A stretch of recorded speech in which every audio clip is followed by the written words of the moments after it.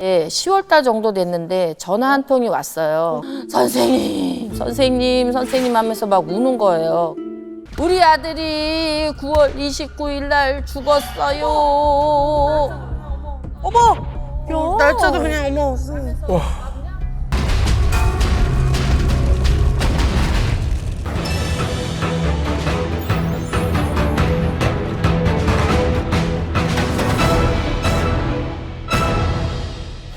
제가 들려드릴 거는 얼굴 간상을 보면서 숫자가 떠올랐던 그런 얘기입니다. 궁금하다.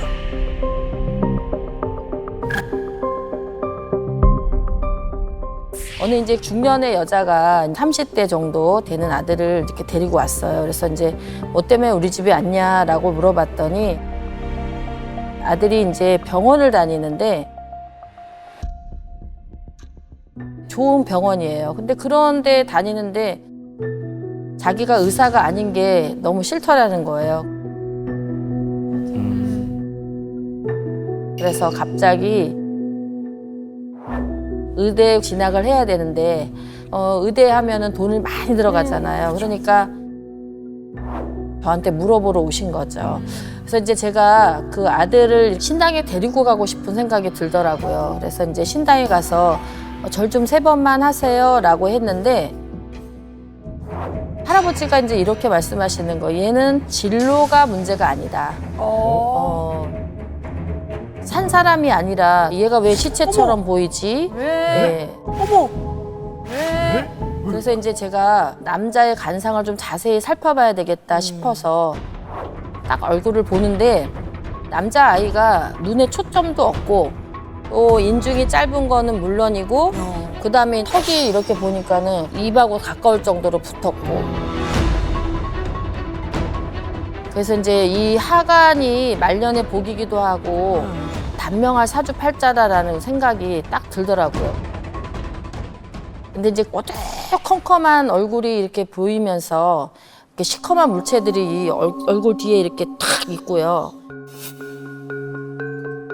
그 이상한 물체들이 입으로 이렇게 막 쫙 이렇게 쪼여서 보이기도 하고 그 사람 주위에 이제 안 좋은 것들이 많이 보였어요. 그래서 이제 그때 아들의 이마를 이렇게 딱 보니까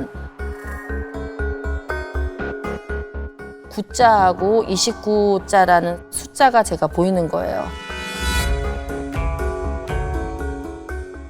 그래서 이제 할아버지들이 뭐라고 말했냐면 올해 9월 29일을 못 넘기고 어머, 어떡해. 진짜로? 아들의 마지막 날이다 이렇게 이제 말씀을 하시니까 제가 걱정스러운 마음에 그 아이한테는 그 얘기를 할 수 없으니까 엄마하고 이제 대화를 나누기 시작했어요. 이 무당이 말하기는 조심스럽지만 직업이 중요한 게 아니고 이 상태면은 아들이 9월 말일까지는 견디기가 어려울 것 같고 칠성 기도를 좀 하자. 그리고 이제 대수대명이나 아니면 국 같은 것도 있는데 어머니가 명을 빌어줘야지만 이 아이가 살 수 있지.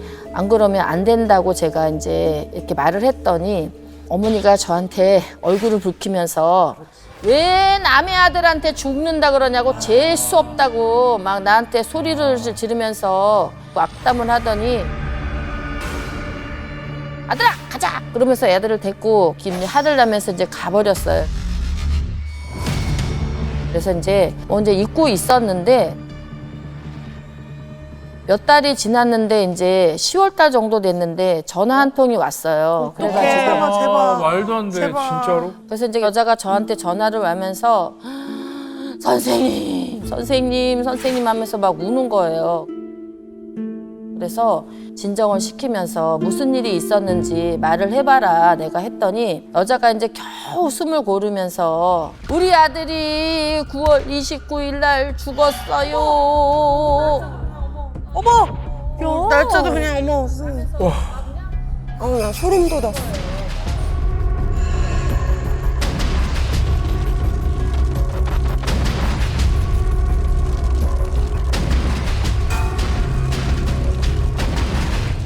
결국은 이제 제가 예상했던 일이 벌어지고 만 거죠. 그러면서 아들이 이제 의대 진학을 하라고 공부에 매진하고 이러다 보니까는 새벽까지 독서실에서 공부하고 또 날이 가면 갈수록 몸이 말라지고 또 약을 먹어도 소용이 없고 그리고 이제 사람들이 말하면 얼굴이 푹 꺼져 있고 막 이러니까는 엄마가 이제 없는 돈에 영양제도 사서 먹이고 보약도 사서 먹이고 이렇게 해서 아무리 좋은 약을 먹여도 소용이 없고 그런데 이제 어느 날 밤에 이제 여자가 이제 화장실을 가려고 하는데 자꾸 아들 방이 이렇게 이상한 싸늘한 기분이 들고 음한 그런 생각이 들으니까는 이렇게 문을 한번 이렇게 열어봤대요. 혹시 우리 아들이 어떤가 하고.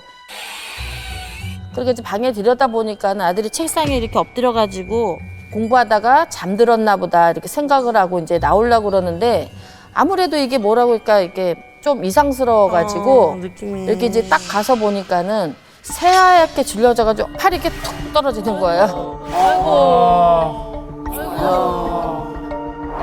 그래서 이제 몸이 축 늘어지고 숨을 안 쉬고 있으니까 이제 아들은 심장마비로 이제 세상을 떠났다고 하더라고요. 어떡해. 그래서 이제 제가 말았던 9월 29일이었어요, 그날이. 근데 이제 그런 일이 있고 나니까 엄마가 떨리는 목소리로 하늘나라에 간 우리 아들을 굿을 좀 해달라 그래가지고 진옥이 굿을 했는데 제가 이제 굿을 시작하니까 그 아들이 엄마 아버지도 없이 저를 키우느라고 너무 고생 많았어요. 엄마 다리 아파서 자기가 의사가 돼가지고 엄마 다리도 고쳐주고 약도 주고 이러려고 그랬었는데 엄마 저 효도 못하고 가서 너무 미안합니다 하면서 엄마 사랑합니다 이러면서 막 쉬어가지고 얘기를 하는데 여자가 그냥 아들을 부둥켜 안고 서로 울고 불고 그런 한 적이 있어요. 그래서 이 모자가 이제 너무 안타깝게 이런 일이 생기다 보니까 하늘나라로 간 그 아이를 보내면서 이 얼굴에 간상에 쓰이는 이 숫자가 굉장히 제가 무섭다라는 생각을 했어요. 아니 그러면은 사람 얼굴에 그 숫자가 보였다는 게 너무 신기한데 그런 숫자도 자주 보세요 그러면? 이 얼굴에 간상에 쓰이는 이 숫자가 이렇게 저승꽃이 펴가지고 들어오시는 분들이 있어요. 저승꽃이 폈다는 게 뭐예요? 사람이 죽으면은 저승꽃이 이렇게 손이랑 얼굴에 피거든요. 저승꽃이 폈다라는 거는 앞 뒤에 옆에 삼사자가 저승으로 데려가려고 준비를 하고 있기 때문에 시커먼 물체들이 네. 보이기도 하거든요. 아 그런 게 또 보이세요? 네네. 와. 근데 만약에 미리 굿을 했었으면 네. 아들이 조금 더 명을 더 이어갈 수 있었을까요? 저희가 이제 뭐 신기한 일이 참 많아요. 의학으로는 설명할 수 없는 그런 것들이 좀 많이 있거든요. 왜냐하면 분명히 우리한테는 암이라고 그래가지고 이제 굿을 하다 보면은 막상 다시 가서 검사해 보면은 그냥 염증으로 나올 때도 많이 있고 그래서 이걸 어떻게 뭐 설명할 수는 없지만 9월만 잘 넘기면은 또 명이 또 있을 수도 있는 거죠. 자, 아들의 죽음을 막지 못한 어머니의 가슴 아픈 이야기였습니다.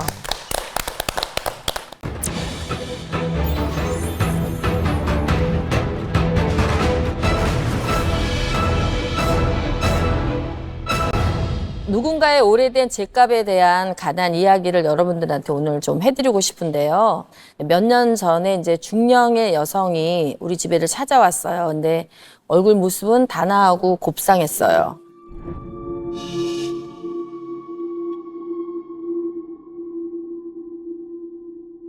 그런데 이제 예쁜 얼굴하고 달리 얼굴에다가 이따만한 그냥 멍을 달고 오고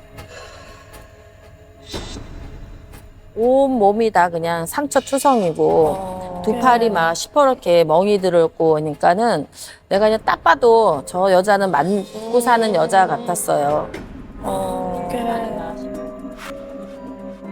앉자마자 이제 신령 할아버지가 그러시는 거예요. 저한테 뭐라 그랬냐면은 야 남편 술 못 끊어.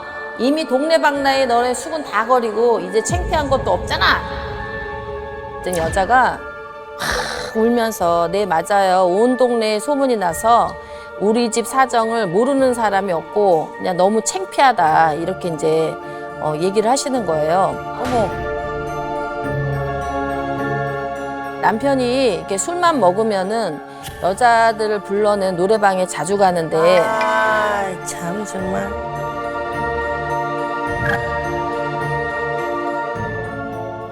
근데 그 여자들을 하도 찌쩍대고 그러니까는 그 노래방 사장님이 아예 거기 바닥에서 진상 손님으로 이제 낙인이 찍힌 거예요. 그리고 노래방 주인이 여자를 이제 안 불러주고 그냥 돌아가시라고 내보내면은 거기서 쌩난리를 펴가지고 결국 경찰서도 몇 번이나 갔다 왔다 하면서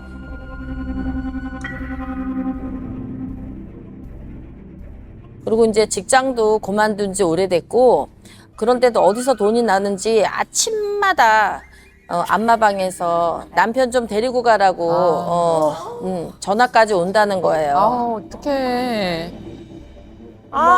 가지가지 진짜. 나가네, 아주. 저 창피해 진짜. 남편이라는 작자가 개차반으로 돌아다니니까는 개차반이다 진짜. 진짜로. 근데 이제 제일 큰 문제는 술을 취하면은 아내한테만 꼭 이제 손이 먼저 가서 때리는 거예요. 가지가지. 와 최악이다 진짜. 그리고 이혼하자고 하면은 이혼하자고 그 말했다고 또 기분 나쁘다고 또 때리고 이혼하자고 말도 못하는 게 했다 그러면은 더 쌩난리가 나보니까 동네 사람들이 얼굴을 들고 다니는 게 창피하니까 이제 맨날 번거지 모자 같은 거 이런 거 툭 눌러 쓰고 이 아내가 그냥 이제 남편이라 그러면은 진절머리를 쳐요. 근데 이제 이상하게 도망갈라 그래도 발길이 떨어지지 않고 그러는 거예요. 그래서 이제 아내는 이제 어떤 일을 하냐면은 숙박업소에서 청소하면서 아이고 세상에. 겨우겨우 먹고 살고 있는데 내가 왜 이렇게 살아야 되나 이제 신세 한탄도 많이 하고 매일 눈물로 밤을 지새우고 하소연해요. 그래서 이제 같이 청소하러 다니는 언니가 너 이렇게 맨날 맞지 말고 글문도사한테 가서 물어나 봐라. 그래서 저희 집에 왔다고 하더라고요.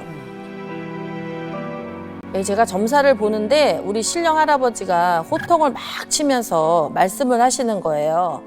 맞는 이유가 너 때문이야. 어머. 왜?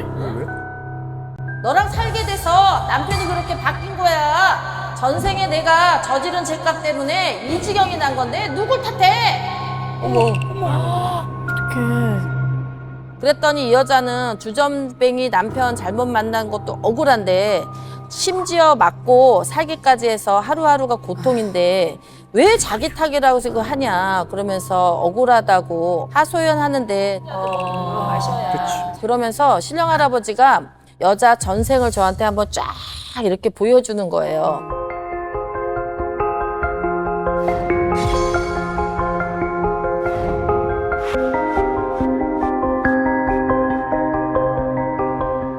이 여자는 전생에 공주였는데 매일 신하들을 불러가지고 모아놓고 술 마시고 술 먹으면은 고약한 짓을 하는 거예요.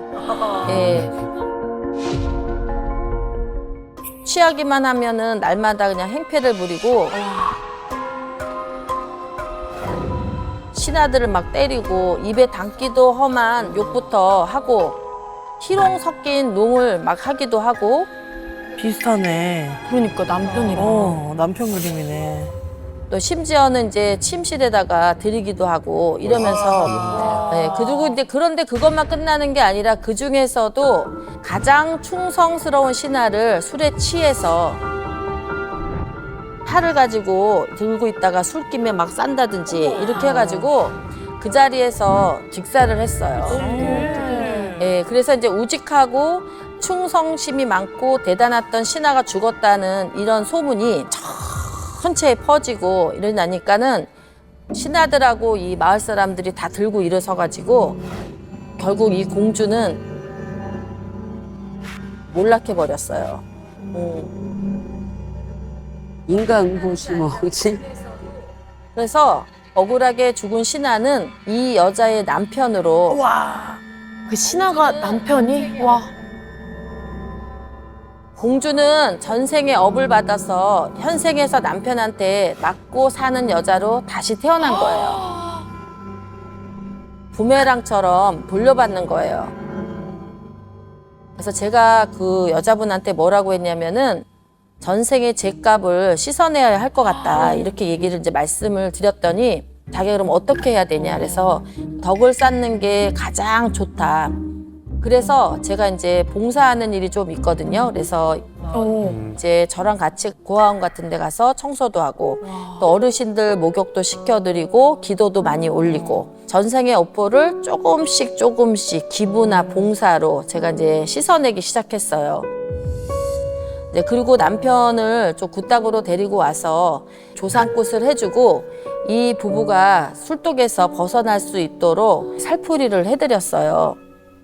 그랬더니 이제 남편의 몸에서 한과 분노가 이렇게 걷어지고 나니까 아내를 향한 그 폭력적인 그런 것이 멈춰졌어요. 다행이다. 그리고 옛날에는 집에를 들어오지 않고 온 동네 방네를 쏟아냈다면은 저녁 시간만 딱 되면은 집에 들어오고 딱 되면 집에 들어오고 그러니까 신기했어요. 지금은 동네에서 아주 금실 좋은 부부로 지내고 있고 같이 봉사하고 같이 수고하고 이렇게 하고 둘이 또 이렇게 재밌게 지내더라고요. 잘하셨어요. 와, 전생도 신기하다, 진짜. 그니까요.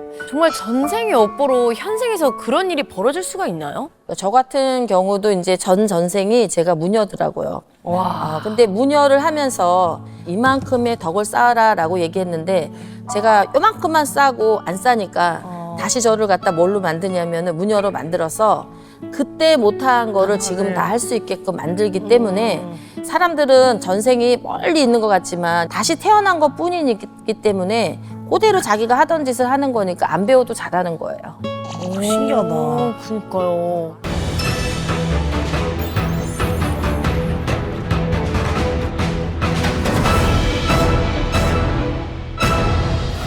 제가 이제 봉사를 좀 많이 하거든요. 근데 우연히 이제 봉사하는 데서 만난 50대 후반의 여자분 이야기예요. 여자분이 좀 참 착하고 제조업 공장에 다니면서 반장도 하고 일도 성실하게 하시고 아들 둘도 반듯하게 잘 키워서 주변 사람들이 그냥 다 칭찬을 했어요. 근데 이제 이 여자의 인생에 걸림돌이 딱 하나 있다면 뭐냐면은 바로 남편이에요. 남편. 너무 큰 거다.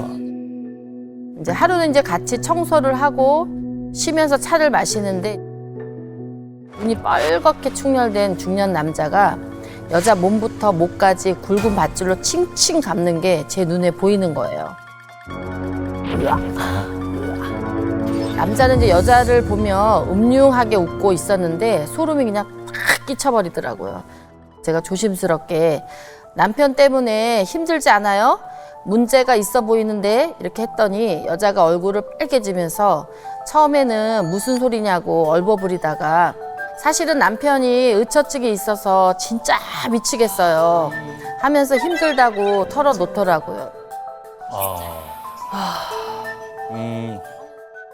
자기 전에는 꼭 여자의 폰을 검사하는데 누구랑 통화했는지 문자에 왜 이모코텐이 붙어 있는 것까지 캐묻는다는 거예요. 환자구나. 너무 싫어. 게다가 이제 일하다 보면은 야근도 하잖아요. 그렇죠. 그리고 저녁에 이제 조금이라도 늦게 오면은 현관에 들어서자마자 이 여자의 옷 냄새를 맡아요. 그리고 처음 맡는 화장품 냄새인데 뭐냐고 화를 내기도 하고요.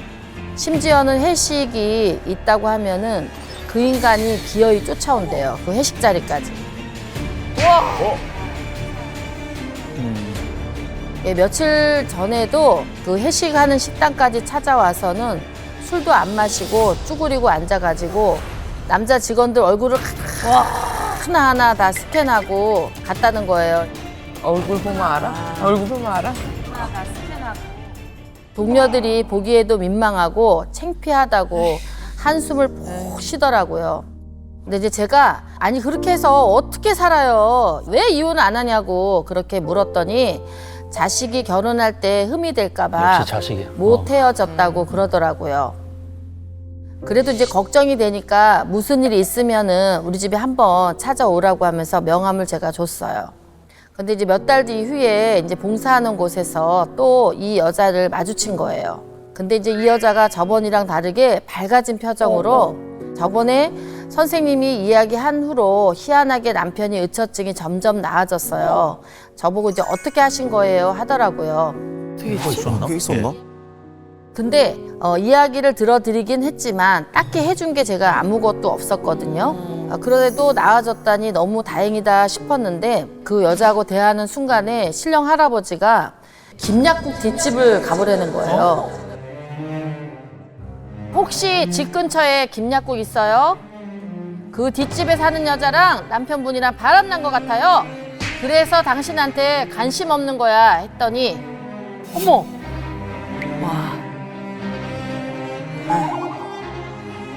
김약국이 있긴 있는 건 맞는데 남편이 그럴 리가 없다고 저한테 화를 내고 휙 가버렸어요. 나한테 이렇게 관심 있었던 남편인데. 그래서 이제 그날 봉사하는 내내 상대방이 화를 내니까는 서로 사이가 어색해졌어요. 그쵸. 어색하지. 그리고 이제 한 달 뒤쯤에 여자가 우리 신당을 찾아왔어요. 흥분한 목소리로 선생님 말씀이 전부 맞았어요. 진짜 김약국 뒷집에서 남편이랑 여자랑 속옷바람으로 있는 거를 내가 잡았잖아요. 어머! 왜 처음 얘기했을 때 못 알아듣냐고요. 진짜 화나네. 근데 남편이랑 바람핀이 저랑 같은 공장에서 일하는 여자예요. 아이고. 하면서 퍽퍽 울더라고요. 죄책감도 없는 자식들. 여자는 저한테 말을 들은 후로 찜찜해서 남편을 계속 미행하기 시작했대요. 그런데 어느 날 남편이 정말로 그냥 김약국 뒷집으로 들어가더래요. 무슨 드라마야 뭐야. 그러니까 이제 심장이 막 미친 듯이 막 뛰고 그런 거를 부여잡고 대문 앞에서 식은땀을 뻘뻘 흘리면서 기다리고 있었는데 도저히 못 찾겠어서 초인종을 그냥 띵동하고 누른 거예요. 남편이 우통을 벗고 속옷만 입은 채로 나온 거예요. 그리고 그 뒤에서 직장 동료가 자기야 누구 왔어? 그러고요. 자기야? 아이고야. 그래서 그 순간 머리끝까지 피가 차 올라가지고 머리끄댕이를 잡고 입에서 욕이란 욕은 막 다 하고 난리를 쳤대요. 해야지. 내가 대신 때려주고 싶다. 남편 말로는 여자의 동선을 확인하려고 여자 핸드폰에서 동료 번호를 알아뒀다고 하더라고요. 처음에는 이제 여자가 이제 연락이 안 되면 무슨 일 있냐고 물어보는 톡 정도만 주고받았는데 회식 자리 쫓아왔을 때는 안면을 트고 확 가까워져가지고 어머, 회식. 점점 자주 연락하고 그러다 이제 단둘이 만나면서 눈 맞았다고 그러더라고요. 무조건 정분 난다니까. 정분 난다니까요. 진짜 둘이 네. 만나면 다 정분 나. 여자는 울면서 저를 그렇게 숨 막히게 못 살게 굴더니 자기는 바람을 피웠어요 하고 우는 거예요. 그런데 이제 어이없는 건 남편이 무릎 꿇고 싹싹 빌면서 용서를 구하더니 절대로 못 헤어진다고 이혼은 안 해준다는 거예요. 뭐야 이게? 무슨 영만 경우. 보여. 적반하장. 아이고. 여자가 진짜 온갖 정이 다 떨어졌어요. 이 남자랑 제발 헤어지게 해주세요 하고 간절하게 부탁을 하더라고요.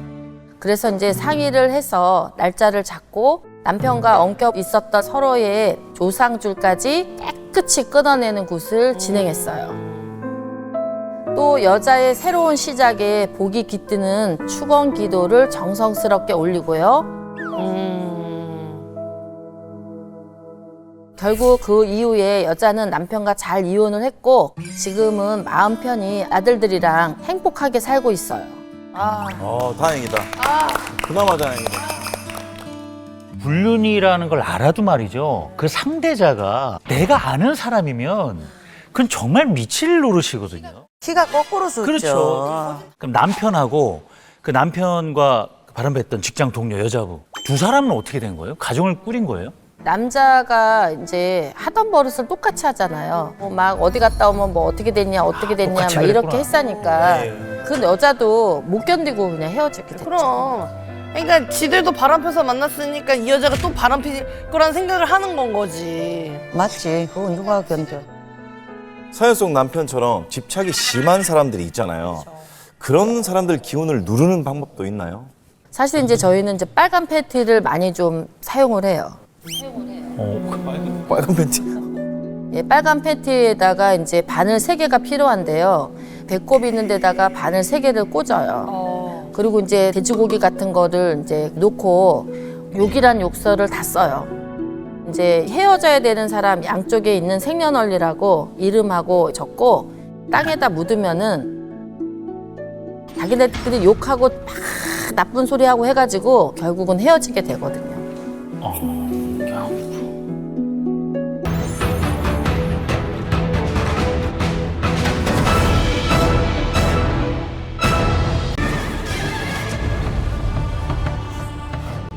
오늘 제가 이제 드릴 말씀은 강력한 기운 때문에 인생이 무너질 뻔한 사람의 이야기입니다. 신당에 60대 후반의 여자가 왔어요. 여자는 앉자마자 간절한 목소리로 우리 아들 제발 잘 되게 좀 해주세요. 느지막하게 어렵게 가진 귀하게 키운 자식이에요. 많지 그런 사람. 예. 그러면서 여자가 자기 식당이 몇 개 있는데 그 중에 하나를 아들한테 물려줬대요. 아들은 제대로 밀어주고 싶은 마음에 아무리 강고를 해도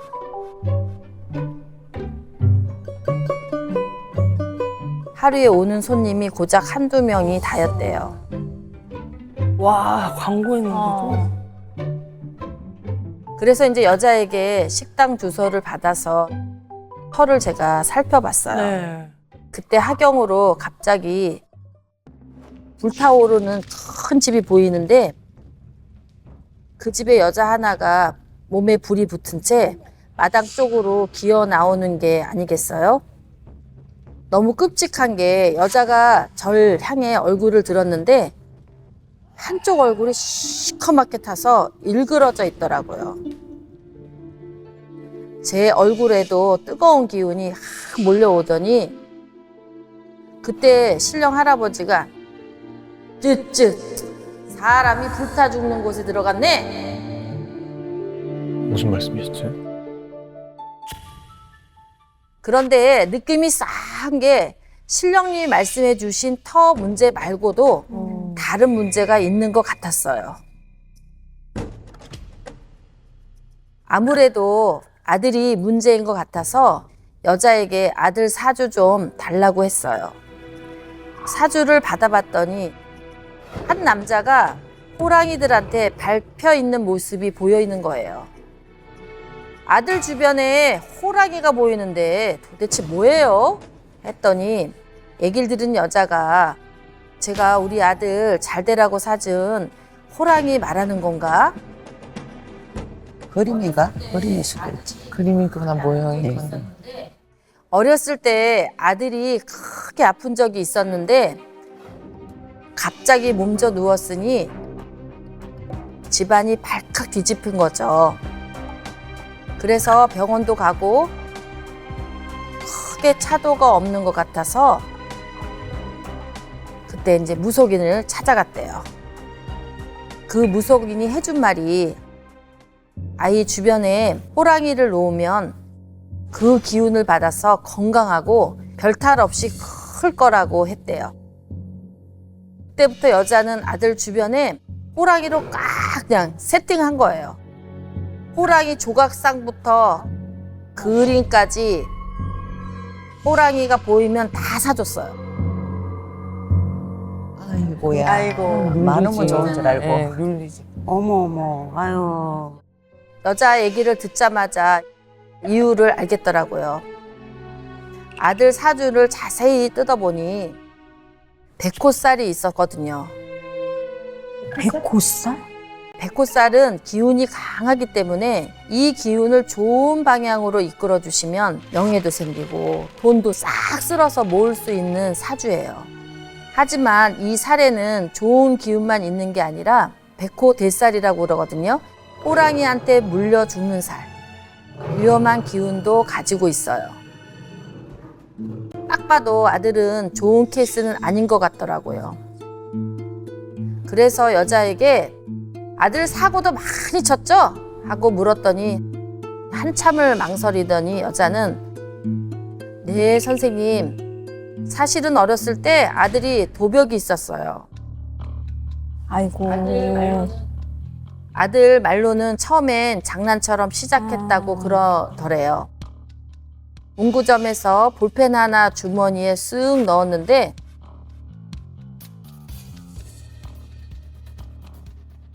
아무도 눈치채지 못하니까 가슴이 쿵쾅거리는 동시에 묘하게 짜릿한 쾌감이 들었다고 말했더라고요. 그게 시작이었구나. 하지만 아들은 점점 대담해지고 태연해지고 이후에는 고가의 물건들도 훔쳐서 경찰서까지 드나들게 됐어요. 진짜 아들도 되게 슬펐겠다. 여자가 정신 좀 차리라고 아들한테 울면서 불면서 소리치다가 쓰러져서 결국 병원까지 실려간 거예요. 그 모습을 본 후부터 아들은 마음을 다잡았는지 사고 치는 횟수가 줄어들었다고 하더라고요. 그래서 여자가 아들에게 식당 하나를 물려준 거죠. 하지만 이제 원래 기운이 약했던 아들이 강한 배꼽살과 부딪혔으니 그 기운에 아들이 튕겨나간 거예요. 그런 상태로 사람이 불타 죽는 곳에 들어갔으니 탈이 날 수밖에 없었던 거죠. 여자에게 아들 상황을 설명해 주면서 아들이 가진 살을 풀어줘야 본인이 바라는 대로 아들이 잘 살아요.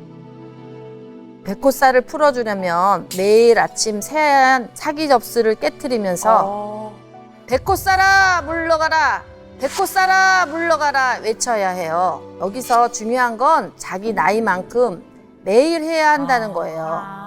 이 아들이 27살이었으니까 27일 동안 빠짐없이 해야 하는 거죠. 그렇게 아들은 배꼽살을 푸는 의식을 했고 한동안 저와 함께 기도하러 다니면서 마음을 다스리는 수양도 열심히 했어요. 그랬더니 안 좋은 배꼽살이 기운이 빠지더라고요. 그리고 또 이제 식당 자리에서 죽은 귀신을 보내주면서 터의 기운을 바로잡는 굿도 했어요. 그랬더니 지금은 조금씩 손님들이 오기 시작했다고 하더라고요. 제가 그 역마살이나 뭐 도화살 같은 거는 들어봤거든요. 근데 배꼽살은 사실 처음 들어봤는데 이 배꼽살을 가진 사람들은 어떤 특징을 가지고 있는 건가요? 우리가 잘 아는 유명인 중에도 배꼽살이 있으신 분들이 많거든요. 예를 들자면 이효리 씨, 또 송혜교 씨 같은 분들이 배꼽살이 있어요. 남궁진 씨도 배꼽살이 있어요. 그래서 배꼽살이 가지신 분들은 독립성하고 이런 승부근성이 강한 편이라서 리더십이 많아요. 그리고 배꼽가 2개 이상 있으신 분들이 있어요. 잘 되면은 군경에 들어간다든지 아니면은 나라의 갈록을 먹는다든지 이러면은 대세로 갈 수가 있는데 만약에 그렇지 않으면은 경찰서를 들락달락 거린다든지 아니면 죄를 지어서 어떤 감옥에 수감이 된다든지 양면을 잘 사용하셔야지 되는 거예요. 아들한테 이 호랑이 물건이 맞지 않아서 지금 탈이 났다고 이렇게 말씀을 하셨잖아요. 그 자기한테 맞는 물건을 고를 수 있는 뭐 방법이 혹시 있을까요? 궁금하다. 일단은 이제 용띠 같은 경우에는 노란 고무줄 밴드 같은 거를 네. 자주 사용하시면 좋아요. 오. 왜냐면은 이제 노란 밴드가 기운을 모으는 역할을 해주니까 그런 것도 해도 되고 이렇게 내가 좀 기운이 안 좋을 때는 이렇게 통통 튕겨주면은 그 기분도 사라지고 아, 그래요? 네. 또 양띠 같은 경우에는 펜을 많이 사용하는 게 좋거든요. 이렇게 띠별로도 다 가질 수 있는 것이 다 틀려요. 쥐띠. 쥐띠는 책을 많이 가지셔야 돼요. 책. 네. 저 집에 책 많은데. 읽지는 않지만 보관은 많이 하고 있어요. 자주 보셔야 돼요. 아, 봐야 돼요. 보는 게 중요한 거야. 사용을 해야지, 사용을. 보셔야 돼요. 그래서 안 선생님. 되는구나. 사기만 사고 안 봐가지고.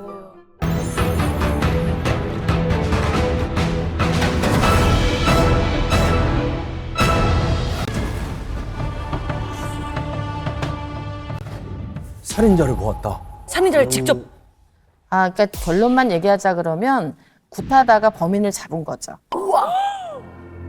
네, 어느 동네에 이제 굿하러 갔다가 너무 이제 목이 말라서 작은 슈퍼에 들렸어요. 40대로 보이는 남자분이 우두커니 앉아 있더라고요. 사장님 같았어요. 그런데 이제 사장님 얼굴을 보니까는 눈빛도 허공에 떠 있는 게 기분이 쎄했어요.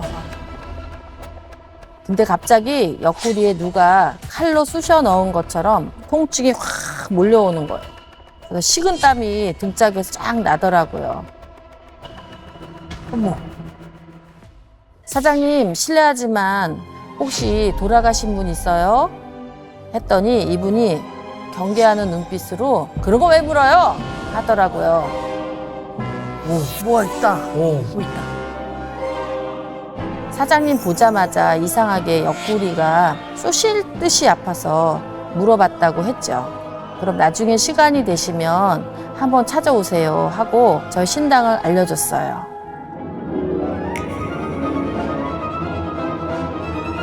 이 슈퍼 사장님이 진짜로 찾아왔어요.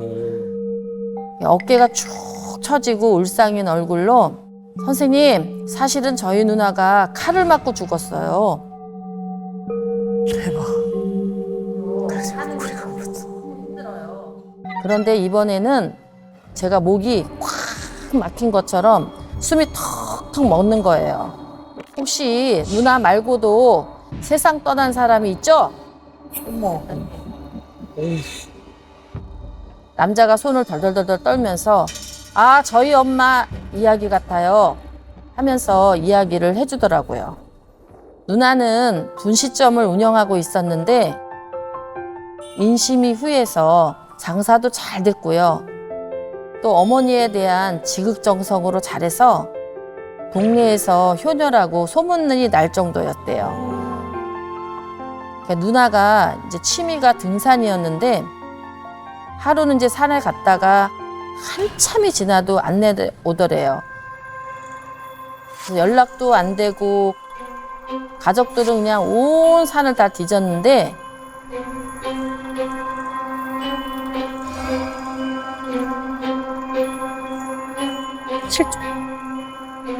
다음 날 산 애진 곳에서 시신으로 발견됐다는 거예요.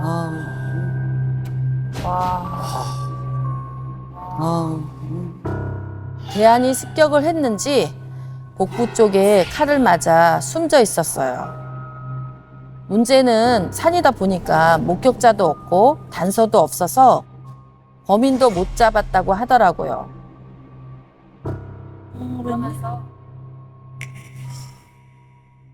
효녀인 딸이 죽었으니 이제 엄마가 제 정신으로는 어디 살겠어요? 그렇죠. 매일 경찰서에 찾아가서 내 딸 죽인 사람을 찾아달라고 호소를 했대요.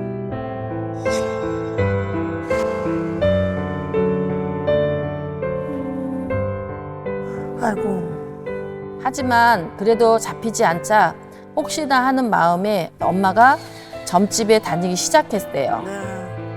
그러다가 하루는 점집에 갔다 와서 방에 틀어박혀서 통곡을 하면서 울더래요. 우리 딸 죽인 놈 내가 천벌 받으라고 저주하고 왔어. 이렇게라도 하면 너희 누나 한이 좀 풀리지 않겠냐? 근데 그런데 이제 얼마 후에 충격적인 일이 일어난 거예요. 누나 시신이 발견된 그 산속 인근 나무에서 엄마가 그 자리에서 목을 매 세상을 떠났어요.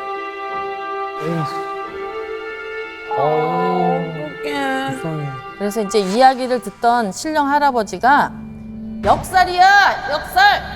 하는데 이 사장님이 제가 그 이후로 온몸이 아프고 일도 손에 안 잡힙니다. 우리 누나랑 엄마 억울함을 좀 달래주면은 제가 좀 나아질 수 있을까요? 하더라고요. 누나도 억울한 죽음을 당하고 엄마도 딸 죽인 범인도 못 잡았는데 얼마나 한이 깊겠어요. 그래서 이제 진옥이 굿을 해서 잘 보내주자고 제가 이제 제안을 했어요. 남자와 약속을 잡고 굿을 진행하는데 누나 혼이 저에게 실렸어요. 누나가 피를 토하고 가슴을 미친 듯이 치면서 서럽게 울어요. 그러면서 점이라고! 큰 점이 있었다고!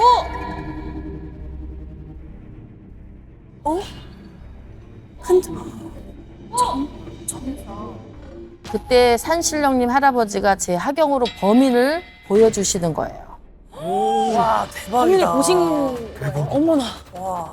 짧은 스포츠 머리를 하고 오른쪽 얼굴에 큰 점이 있고 입에 흉터 있는 친척이 있죠. 그 사람이 누나 죽인 범인이라는데 가족이 지금. 친척이 죽인. 세상. 아우 소름 돋네. 나고 했더니 갑자기 네? 저희 애삼촌 같은데? 그럴 리가 없어요. 애삼촌 얘기가 나오자마자 누나의 혼이 다시 실려 맞아! 애삼촌이 범인이야! 하면서 소리를 캬 지르더니 알고 보니 이 애삼촌이 도박에 눈이 멀어서 모든 친척들한테 돈을 빌리고 안 빌려주면 행패 부리는 게 일상인 사람이었대요. 애삼촌이 누나한테도 돈을 꺼달라고 했는데 거절하고 크게 몇 번 싸웠다고 하더라고요. 그래. 야, 문제. 산길에 술에 취한 애삼촌이 따라와서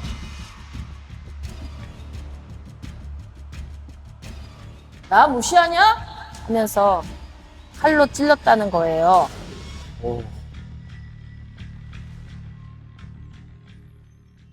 나쁜 놈을 꼭 벌을 받아 지옥에 갈 거예요. 그러니 한을 풀고 이제 좋은 곳으로 가세요 하고 달래드렸어요.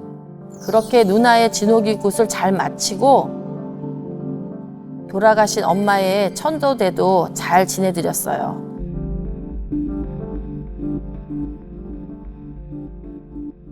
꿈에 엄마랑 누나가 나타나서 한결 편안해진 얼굴로 미안하고 고마웠다고 했어요. 너무 좋았. 그리고 애삼촌은 술 마시고 같이 도박하는 사람들에게 맞아서 죽었다고 하더라고요. 어머, 아이고. 천벌받았네. 진짜 천벌받아. 신령님이 말씀대로 결국 벌을 받은 거죠. 너무 신기하다. 와. 진짜 벌을 받았네. 그러니까요. 그 이제 슈퍼 사장님을 선생님 만나셨잖아요. 이제 옆구리가 아프고 막 목도 막혀서 숨도 안 쉬어진다고 막 그랬는데 그 이유가 왜 그런 거예요? 일단 이제 저희는 무당이기 때문에 이제 직이라는 걸 받아요. 지기? 무당은 신령님의 메시지나 죽은 사람의 기운을 몸으로 느낄 때가 있어요. 그 순간이 제 몸에 그 기운을 그대로 받아서 반응하는 거죠. 그대로 느끼시는. 명확하게 딱 그 형상을 봤다고 하니까 너무 닭살이 돋았는데. 신기해요. 맞아.